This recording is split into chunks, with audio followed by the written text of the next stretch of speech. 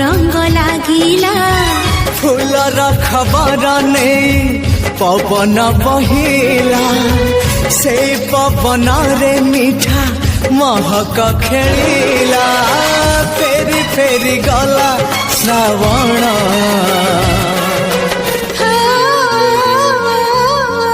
मते आनी दिला लकी फागुण। Share chat.